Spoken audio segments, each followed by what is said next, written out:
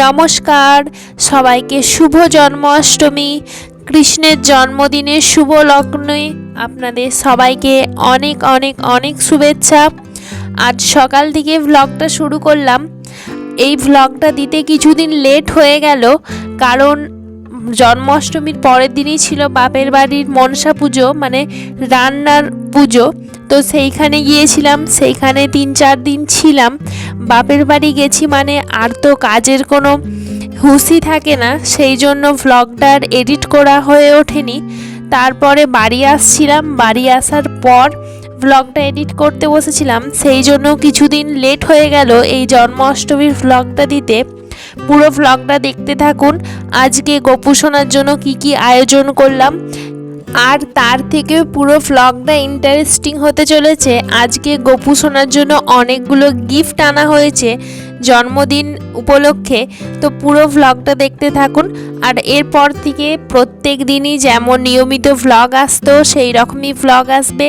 এই জন্মাষ্টমীর ভ্লগটা পার্ট 1 আর পার্ট 2 দুটো ভ্লগে আসবে, কেননা একসাথে দিলে অনেকটা লম্বা হয়ে যেত, সেই জন্য আমি পার্ট 1 আর পার্ট 2 করে দিয়েছি। আপনারা সেইখান থেকে দেখে নেবেন। এটা হচ্ছে পার্ট 1। ফার্স্টে সকাল সকাল গোপু সোনাকে মা তুলে দিয়েছিল, আর সাথে পুজোর সামগ্রী ফুল টুল বেশি করে আজকে তুলে নিয়েছিল। তারপর গোপু সোনাকে সকালে যেমন নিয়মিত চাল ভাজা খেতে দেওয়া হয়, আজকেও সকালে চাল ভাজাই দেওয়া হয়েছিল। তারপর মা গোপু সোনাকে স্নান করিয়ে ভালো করে নতুন জামা, আমার হাতের তৈরি নতুন জামাটা পরিয়ে দিয়েছিল, সাথে একটা সুন্দর করে সকালবেলা মালা গেঁথেছিল, মালাও পরিয়ে দিয়েছিল। আর বাকি রাধাকৃষ্ণ ঠাকুরের জন্যও মালা গেঁথেছিল, সেগুলো পরিয়ে দিয়েছিল। আর পুজোও করে নিয়েছিল। পুজো করার সময় একটা মিষ্টি দেওয়া হয়েছিল, সেটা সকালে।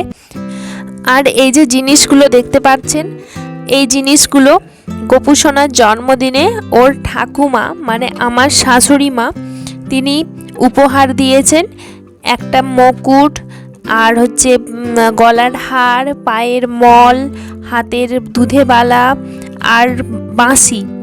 এত সুন্দর সব জিনিসগুলো হয়েছে, সেটা তো বলার কিছু নেই।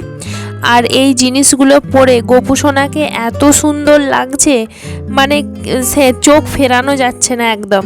সাথে আবার দুটো জামাও এনেছে, একটা দুপুরবেলা পরাবো বলে আর একটা রাত্রেবেলা পরাবো বলে, দুটো জামা কিনে এনেছে। এই বছর গোপু সোনার আমার ঘরেতে দ্বিতীয় বছর জন্মদিন। এর আগের বছর একটা হয়েছিল, আর এই বছর একটা। আগের বছর সেই 2-3 মাস আগে গোপু সোনা আমার বাড়িতে আসছে বলে সেই রকমভাবে তেমন কিছু দিতে পারিনি, তো শুধুমাত্র টুকটাক আয়োজন হয়েছিল, আর খাবার দাবার যা হয় সেরকমই করেছিলাম। কিন্তু এই বছর গোপু সোনা এতটাই আশীর্বাদ করেছে যে তার ঠাম্মু তাকে অনেক কিছুই উপহার দিতে পেরেছে।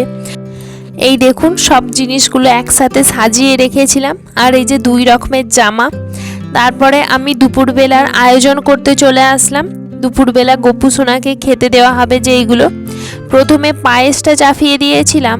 জন্মদিন পায়েস হবে না সেটা তো হয়ই না, গোপু সোনার পছন্দের পায়েস চাপিয়ে দিয়েছিলাম গোবিন্দভোগ চালের। এদিকে পায়েসটা হচ্ছিল, আর আমি তার সাথে পোলাও করব বলে পোলাওয়ের চালগুলো ঢেলে নিয়েছিলাম। ভালো করে আগে একটু ধুয়ে নিয়েছিলাম, ধুয়ে নিয়ে একটুখানি ঘি আর একটুখানি হলুদ মাখিয়ে রেখে দিয়েছিলাম। আর ওইদিকে আপনাদের দাদা ভাই শুধু বলছে খুব সুন্দর গন্ধ উঠছে, খুব সুন্দর গন্ধ উঠছে, গোপু সোনার খাবারগুলো খুব সুন্দর হবে। তো আমি সেই জন্যই হাসছিলাম, আর সাথে সাথে কথাও বলছিলাম, আর এদিকে কাজও হচ্ছিল।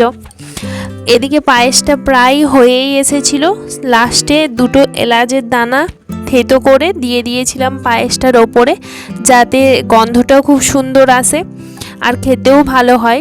পোলাওয়ের জন্য এদিকে সব রেডি করে নিয়েছিলাম, আর পোলাওয়ের সাথে বাদাম দিয়ে আলুর দম করব, সেই জন্য আলুও কেটে নিয়েছিলাম, আর সাথে বাদামও কিছু ভেজে খোলা ছাড়িয়ে নিয়েছিলাম।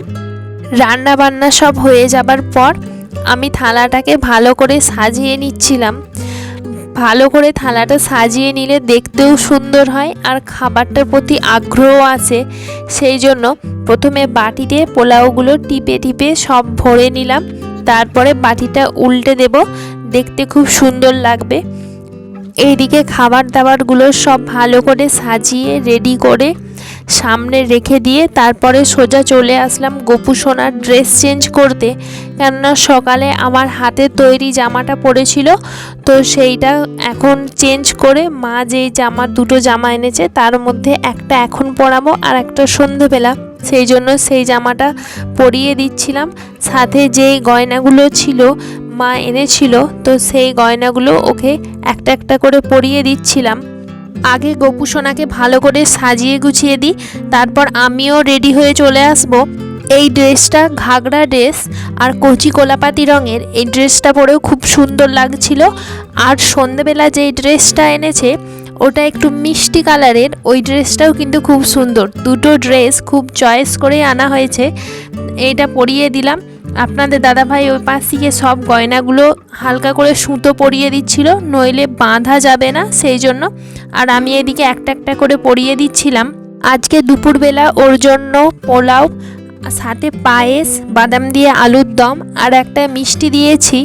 আর তারপরে বিকালে আয়োজনগুলো থাকবে, যেগুলো সন্ধেবেলা দেওয়া হবে সেইগুলো সেকেন্ড পার্টটাই থাকবে। কার কার বাড়িতে গোপু সোনা আছে আর গোপু সোনার জন্য স্পেশাল জন্মাষ্টমীর কী আয়োজন করলেন অবশ্যই কমেন্টে লিখবেন, এবং ব্লগটি দেখার পর একবার রাধে রাধে অবশ্যই লিখে দিয়ে যাবেন। এইদিকে দেখুন গোপু সোনাকে ড্রেসটা পরিয়ে বালাগুলো পরাচ্ছি, কেমন লাগছে অবশ্যই বলবেন।